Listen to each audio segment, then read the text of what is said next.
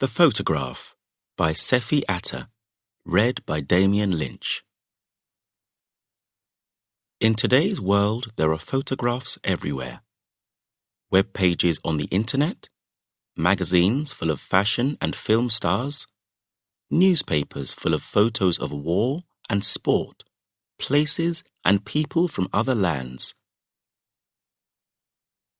They say a picture is worth 1,000 words. And maybe it is.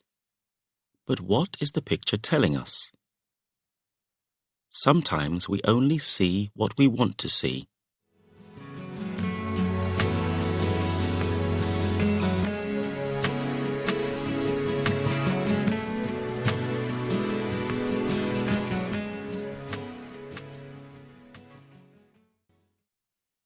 Make a picture in your mind. A girl with thin cheeks and tired eyes. Her arms and legs are as thin as sticks. She is only skin and bone.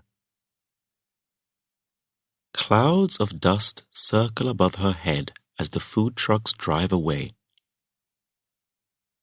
Their wheels leave marks on the dry ground, and soon only the marks show that the food trucks came to the village and left. The sun is at its hottest.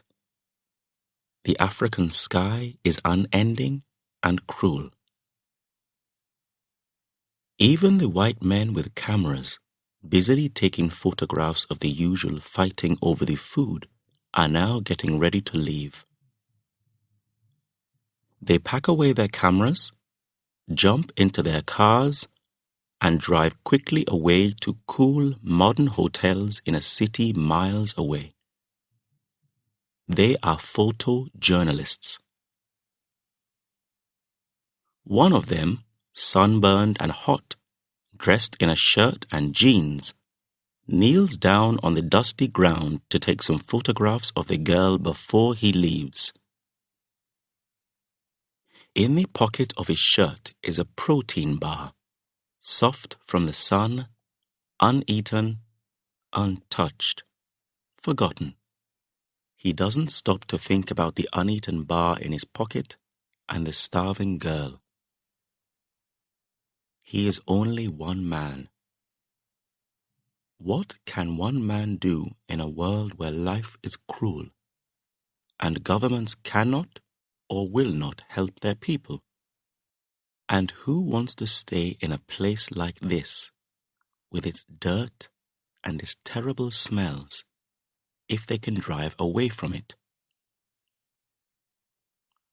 The girl caught the photographer's eye.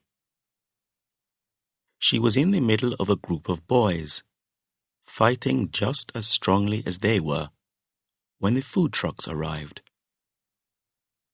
But she was pushed down and fell under the boys' feet.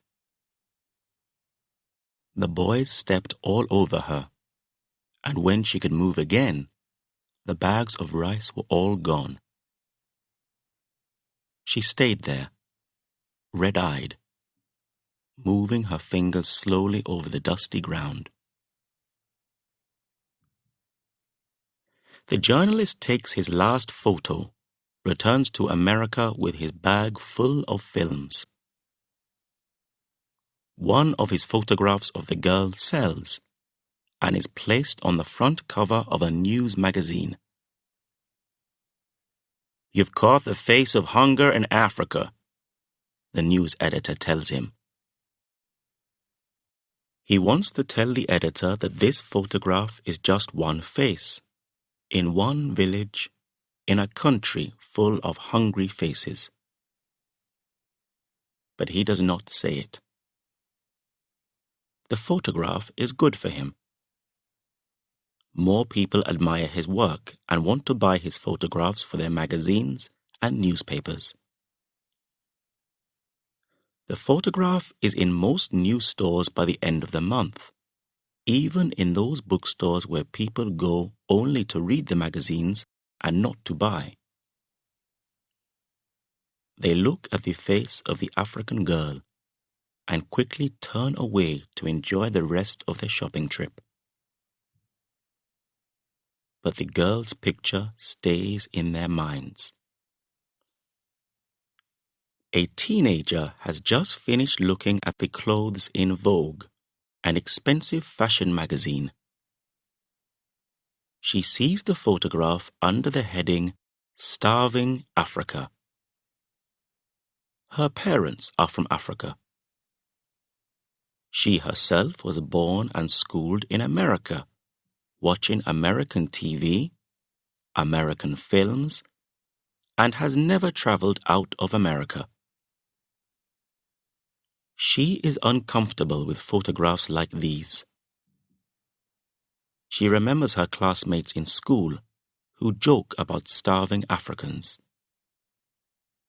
She isn't African in that kind of way, but she isn't truly American either. When she was younger, Cinderella, Snow White, and all the other girls and princesses in the Disney films didn't look like her. When she was older and became interested in fashion, the models on the magazine covers didn't look like her either. Then the magazines found out that Africa had beautiful women. A Nigerian model is in the latest copy of Vogue, dressed in blue and thin, so thin. The teenager feels the fat at the top of her legs. She wants to be thin like the model. She wants to wear jeans that are like a second skin. She wants a photograph of herself with cool, unsmiling eyes like the Nigerian model.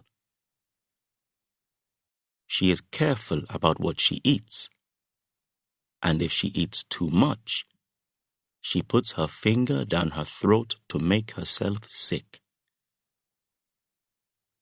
Why does our world have people who starve and people who decide to starve themselves? It doesn't matter why. The hunger inside this teenager is real. So she stares at the girl in the photograph, does not think about the dry, dusty, hungry land behind her, and admires her cheekbones.